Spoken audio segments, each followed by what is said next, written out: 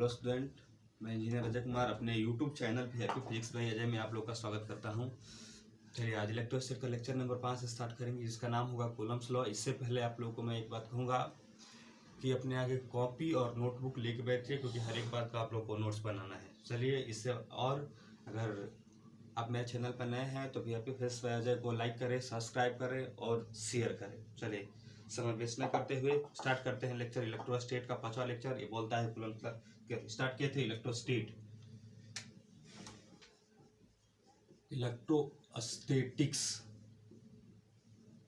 Lecture number 5, जिसका नाम है Coulomb's law.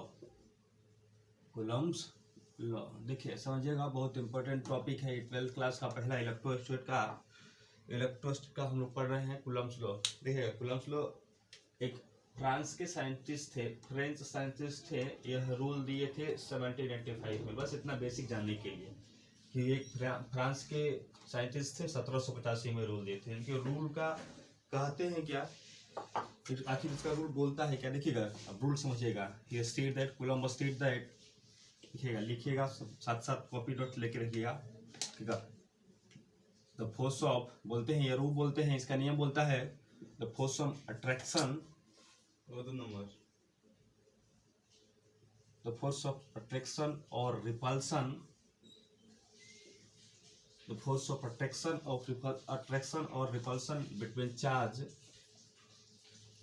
between two charge is directly proportional to multiplication of charge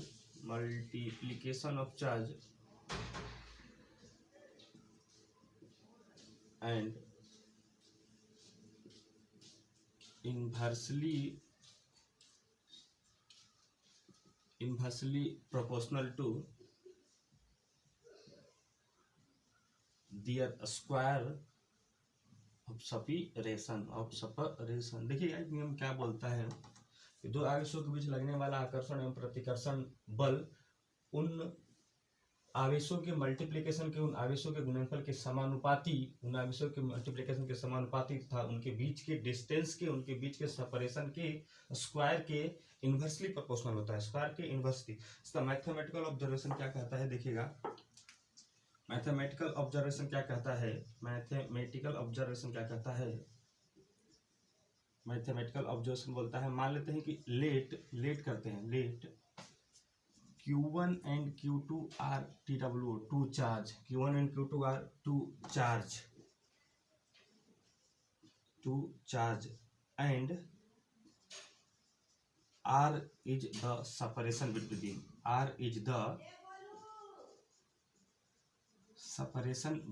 them। मानते हैं तो Q1 Q2 दो चार्ज है और उनके बीच का डिस्टेंस कितना है, R है। Q1 Q2 दो चार्ज है, इनके बीच का सेपरेशन कितना है भाई, R है। तब इसके बाद क्या होगा, इधर Q1 हो गया, इधर Q2 हो गया, इनके बीच का डिस्टेंस हो गया R। देन बोलता है, नियम बोलता है अकॉर्डिंग टू दिस लॉ, बोलता है कि लगने वाला फोर्स Q1 Q2 के मल्टीप्लिकेशन के डायरेक्टली प्रोपोर्शनल तथा इनके बीच के डिस्टेंस के स्क्वायर के इनवर्सली प्रोपोर्शनल। इक्वेशन नंबर 2 हो जाता है। इन दोनों इक्वेशन को मर्ज करते हैं, मिलाते हैं। Adding equation 1 and 2, adding equation 1 and 2, देखिए ऐड करेंगे तो क्या मिलेगा। पहला कंडीशन में बोलता है कि डायरेक्टली प्रोपोर्शनल होता है चार्ज के मल्टीप्लिकेशन के, और दूसरा कंडीशन बोलता है इनके स्क्वायर के इनवर्सली प्रोपोर्शनल होता है। यहाँ पर लिख देंगे F directly proportional to Q1 Q2 by का स्क्वायर भाई R स्क्वायर। हम लोग पढ़ के आए हैं कि जहाँ पर प्रोपोर्शनलिटी चिन्ह होता है वहाँ पे एक कांस्टेंट लेके आ जाता है। इस कांस्टेंट को लेके आएंगे तो यहाँ पे मिलेगा F equals to K Q1 Q2 by R square, where K is proportionality constant, और इस K के बराबर होता है 9 × 10⁻⁹ न्यूटन मीटर स्क्वायर बटा में कूलम्ब स्क्वायर। इस K का मान होता है 9 × 10⁻⁹ न्यूटन मीटर स्क्वायर बटा में कूलम्ब स्क्वायर। देखिएगा इस K को इस तरह भी लिखा जाता है, K को लिखा जाता है 1/4 पाई एप्सिलॉन नॉट इप्सा नॉट 1/4 पाई एप्सिलॉन नॉट। यहाँ पर एप्सिलॉन नॉट को बोला जाता है permittivity of free space, permittivity of free space, permittivity of free space. और इसका मान होता है, इसका मान इसके बराबर होता है 8.85 इंटू 10⁻⁻12 कूलम स्क्वायर बटा में न्यूटन मीटर का। देखिएगा, समझिएगा बात को। तो कूलम का नियम बोलता है कि भाई साहब कूलम के बीच में आवेशों के बीच में लगने वाला फोर्स डायरेक्टली प्रोपोर्शनल होता है मल्टीप्लिकेशन और चार्ज के। दूसरा बात बोलता है कि उनके बीच के सेपरेशन के और स्क्वायर के इनवर्सली प्रोपोर्शनल होता है। दोनों इक्वेशन को ऐड करेंगे तो इनका F directly proportional to Q1 Q2 by R square. यहाँ पर प्रोपोर्शनलिटी कांस्टेंट लेके आएंगे जिसका नाम होता है K को बोलते हैं प्रोपोर्शनलिटी कांस्टेंट और इसका मान होता है 9 × 10⁻⁹ न्यूटन मीटर स्क्वायर बटा में कूलम स्क्वायर। और यहाँ पर इस K के टर्म को लिखा जाता है 1/4 पाई एप्सिलॉन नॉट। यहाँ पर एप्सिलॉन नॉट बोलते हैं परमिटिविटी ऑफ फ्री स्पेस, इसको शॉर्ट बोलते हैं इप्सा नॉट एप्सिलॉन नॉट। इसका मान होता है 8.85 × 10⁻⁻12 न्यूटन मीटर पर सुनिएगा। और आगे बढ़ते हैं, इसके आगे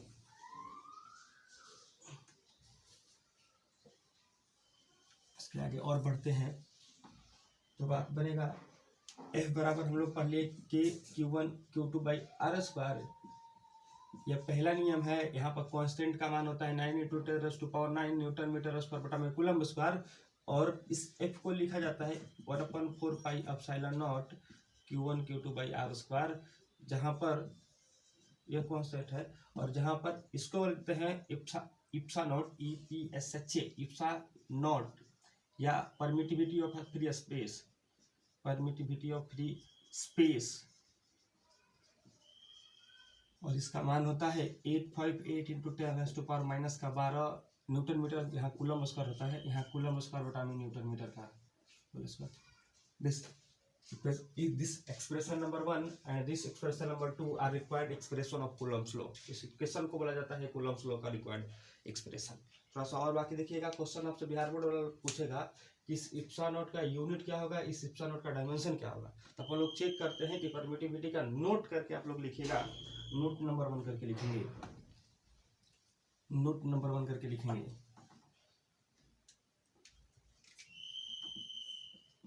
नोट नंबर 1 करके लिखेंगे unit of permittivity of free space, permittivity of free space, जिसको शॉर्ट में एप्सिलॉन नॉट लिखा जाता है। एप्सिलॉन नॉट का हमको यूनिट चाहिए, तो हम लोग भी पढ़ के आए हैं। हम लोग जानते हैं कि हम लोग जानते हैं भाई, we know that from Coulomb's law F बराबर होता है कि 1/4 pi epsilon naught Q1 Q2 by R square, Q1 Q2 by R square. देखिए यहाँ पर 4 पाई है, तो 4 पाई कोई भी कांस्टेंट टर्म का ना यूनिट होता है ना डायमेंशन होता है। तो बचेगा यहाँ पर F बराबर कितना बचेगा 1/एप्सिलॉन naught Q1 Q2 by R square. देखिएगा यहाँ फोर्स का यूनिट होता है न्यूटन, 1/एप्सिलॉन नॉट, इसका का मान निकाला। देखिए कूलम Q1 होता है कूलम, इधर होता है भी कूलम, या दूरी का मतलब मीटर का स्क्वायर।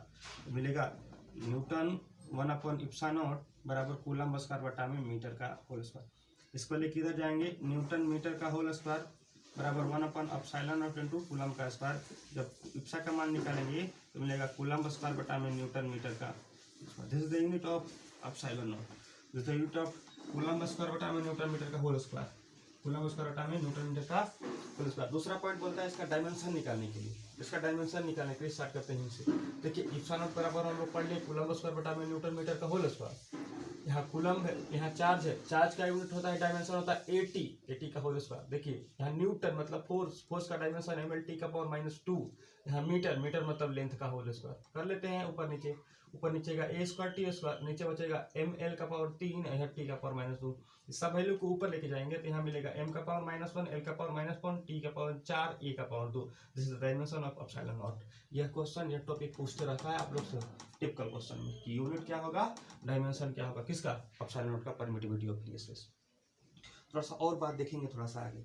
इस जो कूलम के फोर्स को बोला जाता है इलेक्ट्रोस्टैटिक्स फोर्स, कूलम के फोर्स को बोला जाता है इलेक्ट्रोस्टैटिक फोर्स। थोड़ा सा और बात देखेंगे, कॉपी पेन पर साथ साथ लिखते जाइएगा, उतारते जाइएगा, कॉपी करते जाइएगा, वीडियो को पॉज करते करते सब बात को लिखिएगा कॉपी पर। थोड़ा सा और बात देखेंगे, कंपैरिजन बिटवीन, इसी क्या comparison between electrostatics force and electrostatic force and gravitation force, gravitational force. इस साइड में हेडिंग कर लीजिएगा इलेक्ट्रोस्टैटिक फोर्स, इस साइड में कर लीजिएगा ग्रेविटेशनल फोर्स। देखिएगा, समझिएगा भाई।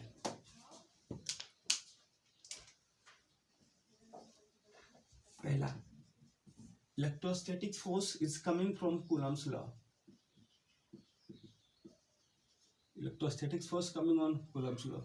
Gravitation force is coming from Newton's law. पहला बात, कंपैरिजन। पहला, इलेक्ट्रोस्टैटिक्स कूलम के नियम से आता है, ग्रेविटेशन न्यूटन के नियम से आता है। दूसरा बात valid for mass, valid for charge only, charge only. Electrostatics force valid on charge only, यहाँ को बोलेंगे वैलिड फॉर मास ओनली। ये केवल मास के लिए वैलिड होता है भाई, ध्यान रखिएगा। देखिएगा अगला बात, चार्ज इज पॉजिटिव और नेगेटिव, चार्ज इज पॉजिटिव और negative, so force are attractive और रिपल्सिव, अट्रैक्टिव और रिपल्सिव,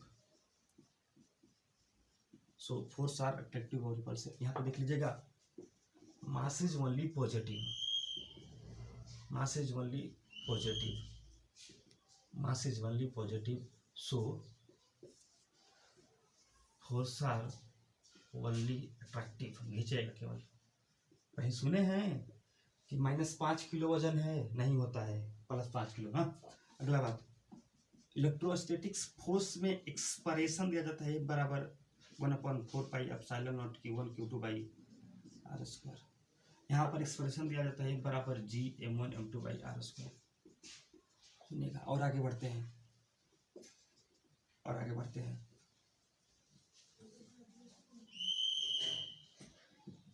इसमें के कांस्टेंट लेते हैं, प्रोपोर्शनलिटी कांस्टेंट, और इसका मान होता है 9 × 10⁻⁹ न्यूटन मीटर स्क्वायर बटा में कूलम स्क्वायर। यहाँ पर प्रोपोर्शनलिटी कांस्टेंट जी आता है, जी एक कांस्टेंट आता है जिसका मान होता है 6.6 × 10⁻⁻11 न्यूटन मीटर स्क्वायर बटा में kg स्क्वायर। देखिए अगला, यह फोर्स मीडियम के ऊपर डिपेंड करता है, medium, depending upon medium, depending upon medium. This force does not depending upon, कहीं मीडियम नहीं होगा, does not depend upon medium, इतना बात होगा। यही है कंपैरिजन। देखिएगा, हम लोग कंपैरिजन में इलेक्ट्रोस्टैटिक फोर्स और ग्रेविटेशन में पहला बोल रहे हैं इलेक्ट्रोस्टैटिक चार्ज के लिए होता है, यह केवल मास के लिए होता है। इसमें कूलम्स लॉ पढ़ते हैं, इसको ग्रेविटेशन लॉ पढ़ते हैं। चार्ज पॉजिटिव और नेगेटिव दोनों हो सकता है, तो फोर्स का मान अट्रैक्टिव और रिपल्सिव दोनों हो सकता है।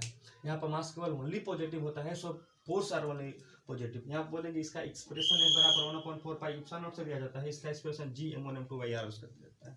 यहाँ पर भी एक कांस्टेंट होता है, इस कांस्टेंट का मान आता है कितना, 9 × 10⁻⁹। यहाँ पर भी एक कांस्टेंट है जिसका मान होता है 6.6 × 10⁻⁻3। इसलिए डिपेंड करेगा मीडियम पर, फ्री सब के लिए मीडियम पर डिपेंड करेगा, लेकिन यहाँ पर कहीं भी कांस्टेंट मीडियम का बात नहीं है, तो बोलेंगे ये this force, gravitation force does not depend upon any medium. चलिए थोड़ा सा आज के लिए बस इतना तो बात होगा ग्रेविटेशन का। आज के लिए बस क्लास में इतना ही पढ़ेंगे, बाकी अगले क्लास में पढ़ेंगे, अगले क्लास में पढ़ेंगे कूलम्स का वेक्टर रिप्रेजेंटेशन, कूलम्स का सुपरपोजिशन थ्योरम। इससे पहले मैं आप लोग को बोलता हूँ, मेरे channel VIP physics bye Ajay को, वीआईपी फिजिक्स बाय अजय को सब्सक्राइब करें, लाइक करें, शेयर करें, साथ ही साथ बेल आइकन प्रेस करें। बेल आइकन प्रेस करने से फायदा यह होगा कि वीडियो का नोटिफिकेशन सबसे पहले आपको मिलेगा। इससे पहले मैं एक बात कहूँगा कि मैं 12th का पूरा सिलेबस या इलेक्ट्रोस्टैटिक का पूरा सिलेबस वीडियो करके लेक्चर करूँगा। जब तक आप लाइक शेयर करिएगा, उसके बाद हम लोग अगले क्लास में पढ़ेंगे कूलम का वेक्टर रिप्रेजेंटेशन। चलिए आज के लिए बस इतना ही, अपना ख्याल रखिएगा, बाय बाय।